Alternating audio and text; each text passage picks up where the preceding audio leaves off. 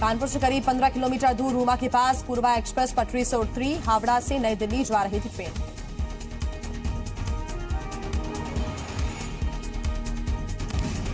Train के 4 coach पटरी से उतर गए। हादसे में 14 लोगों के घायल होने की खबर है, किसी की मौत की खबर नहीं है। पीएम मोदी की आज 4 रैलियां। पश्चिम बंगाल, बिहार और उत्तर प्रदेश में जनसभा को करेंगे संबोधित।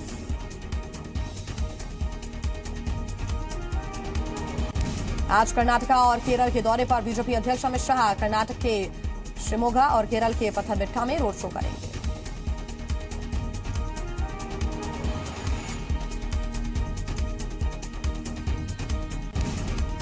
उत्तर प्रदेश में राजनाथ सिंह की आज 4 जनसभा। झांसी, हमीरपुर, जालौन और रायबरेली में करेंगे रैली।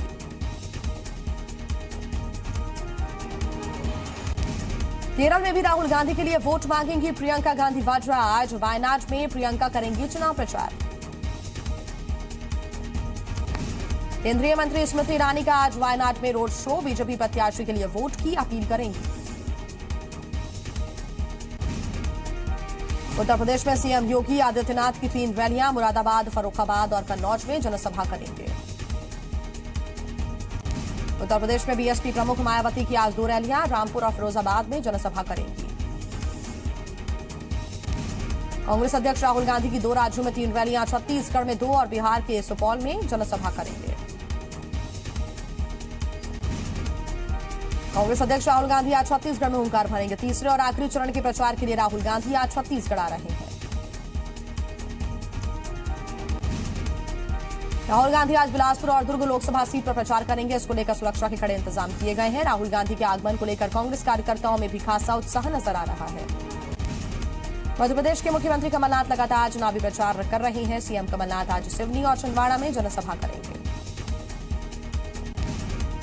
सबसे पहले सिवनी जिले के बरघाट में सीएम की जनसभा होगी। इसके बाद केलवारी में जनसभा करेंगे। सिवनी जिले के बाद सीएम छिंदवाड़ा पहुंचेंगे तो यहां अमरवाड़ा विधानसभा क्षेत्र चौरई विधानसभा में जनसभा करेंगे।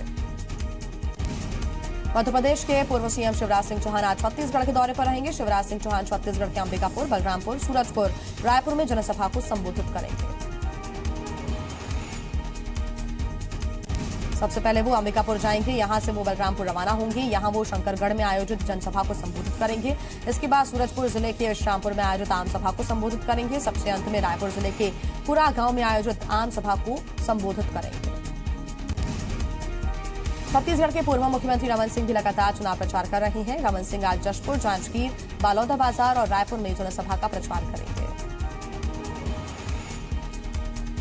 सबसे पहले रमन सिंह जशपुर के चंपा बगीचा में जनसभा करेंगे और उसके बाद जांजगीर के कांसा, बालौदाबाजार के पौनी बिलाईगढ़ में जनसभा करेंगे और सबसे अंत में रायपुर में रोड शो होगा।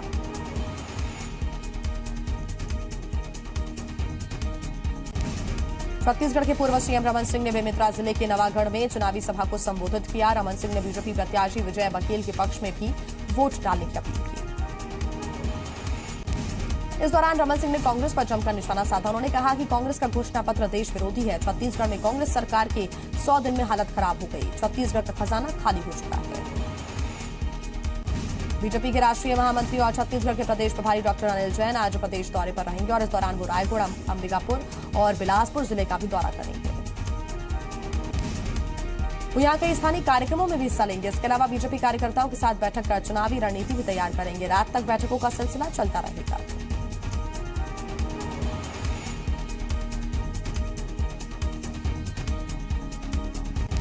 गुना शिवपुरी लोकसभा क्षेत्र के प्रत्याशी ज्योतिरादित्य सिंधिया आज ग्वालियर से लाव लश्कर के साथ गुना पहुंचेंगे और अपना नामांकन पर्चा भरेंगे। तो वहीं अशोक सिंह 23 अप्रैल को ग्वालियर से पर्चा दाखिल करेंगे। वहीं मामले में बीजेपी ने कांग्रेस पर निशाना साधा है। बीजेपी का कहना है कि अंचल के अंदर कांग्रेस पार्टी नहीं बल्कि एक गिरोह के रूप में काम करती है। इसलिए वे सब क्षेत्रीय प्रत्याशी के साथ खड़े न होकर ज्योतिरादित्य सिंधिया के नामांकन पर्चा दाखिल करने की तैयारियों में जुटे हुए हैं। केंद्रीय मंत्री नरेंद्र सिंह तोमर भी लगातार चुनावी प्रचार में लगे हुए हैं। नरेंद्र सिंह तोमर आज राजगढ़ में जनसभा को संबोधित करेंगे। सबसे पहले राजगढ़ में जनसभा होगी। इसके बाद राजगढ़ से करेला जाएंगे, जहां वो प्रत्याशी विवेक शेजवलकर के समर्थन में जनसभा को संबोधित करेंगे। इसके बाद नरवर में आखिरी जनसभा करेंगे। साध्वी प्रज्ञा ने शहीद आईपीएस अधिकारी हेमंत करकरे को दिया गया अपना बयान वापस ले लिया है। सियासी घमासान के बाद साध्वी प्रज्ञा ने कहा कि मेरा दिया बयान बिल्कुल मेरा निजी बयान था। अपनी सफाई में बीजेपी नेता साध्वी प्रज्ञा ने कहा कि मैंने जो भी कुछ कहा वो मेरी व्यक्तिगत पीड़ा थी जो मैंने सुनाई थी। साथ ही उन्होंने कहा कि मेरे शब्दों से अगर दुश्मनों को बल मिलता है तो मैं अपना बयान वापस लेती हूँ।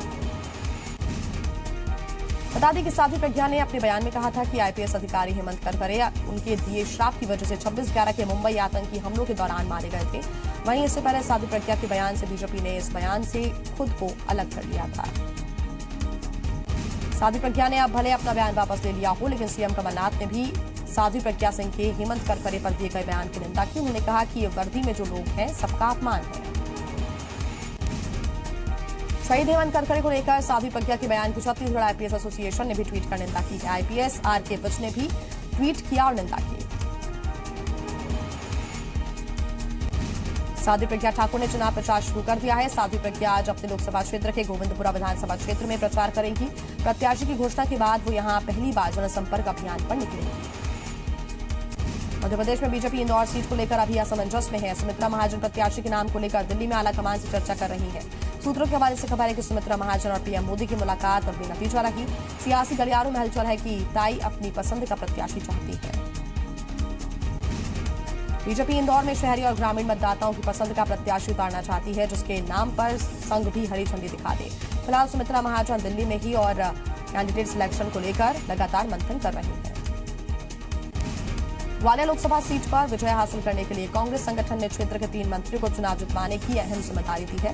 संगठन ने इमरती देवी, लाखन सिंह और प्रद्युम्न सिंह तोमर को अहम जिम्मेदारी दी है।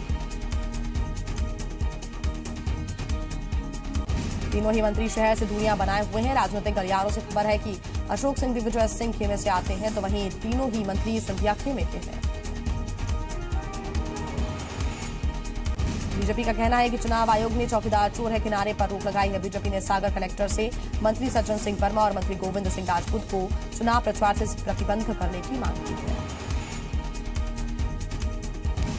बीजेपी ने चुनाव आयोग से मंत्री सज्जन सिंह वर्मा की शिकायत की है। एक बैठक में चौकीदार चोर है किनारे लगवाने पर बीजेपी ने शिकायत की। बीजेपी ने इसे आचार संहिता का उल्लंघन बताया।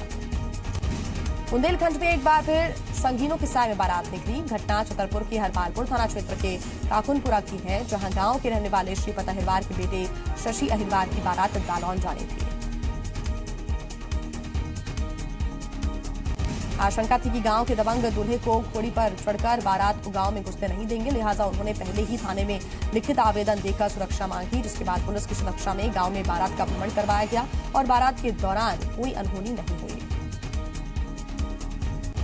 जबलपुर जीआरपी रेलवे स्टेशन के प्लेटफॉर्म नंबर 6 से एक शख्स के बैग में 32 लाख रुपए बरामद किए गए। जबलपुर से कटनी जा रहे ललित कुमार सोनी को रोककर उनके बैग से की तलाशी ली गई तो 32,50,000 रुपए रखे मिले।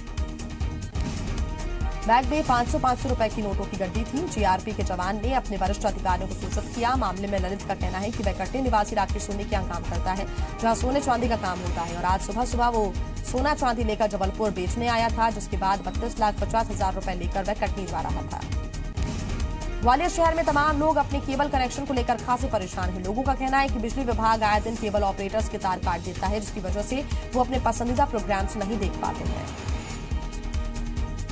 केबल नेटवर्क और नेट सर्विसेज कंपनियां बिजली के खंभों का इस्तेमाल अपने तार डालने के लिए करती हैं और इसके एवज में उन्हें एक सालाना फीस देनी होती है, लेकिन ज्यादातर केबल ऑपरेटर्स ये फीस नहीं चुकाते और बिजली कंपनियां उनके तार काट देती हैं। हालांकि कुछ लोगों ने बताया कि जब से उन्होंने सिटी केबल नेटवर्क को चुना है तब से इस तरह की समस्या नहीं आ रही है। सिटी केबल तय समय पर भुगतान करता है और इसलिए उनकी सेवाएं बेरोक-टोक चलती रहती हैं। दिल्ली में राष्ट्रीय व्यापारी महासम्मेलन में पीएम ने कहा, मालिक नहीं सेवक हूं, हिसाब देने आया हूं। पीएम नरेंद्र मोदी ने कांग्रेस पर हमला बोला, कहा जमाखोरी का खेल कांग्रेस ने खेला और बदनाम कारोबारी हो गए। धारा 370 पर बीजेपी अध्यक्ष अमित शाह का बयान, संसद के दोनों सदनों में बहुमत मिलने के बाद खत्म होगी धारा 370। प्रियंका वाड्रा के रोड शो के दौरान आचार संहिता का उल्लंघन, पीएम की तस्वीर के साथ अपशब्द लिखे झंडे लहराए गए। कांग्रेस महासचिव प्रियंका वाड्रा ने नरेंद्र मोदी को दुर्बल पीएम कहा दुर्बलता लोकतंत्र को दुर्बल बनाएगी। राज्यसभा सांसद अमर सिंह का विवादित बयान, आजम खान की मां को शैतान की मां कहा। बीएसपी सुप्रीमो मायावती ने चुनाव आयोग पर निशाना साधा, कहा दलित विरोधी मानसिकता से काम कर रहा है चुनाव आयोग। जम्मू कश्मीर के सोपोर में एक आतंकी ढेर, सुरक्षा बलों का सर्च ऑपरेशन जारी।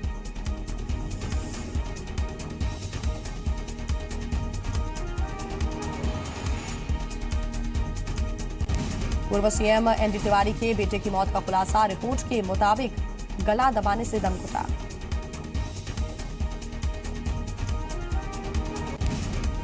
एम्स में हो रही चोरियों से डॉक्टर्स परेशान, अस्पताल प्रशासन को काम बंद करने की चेतावनी।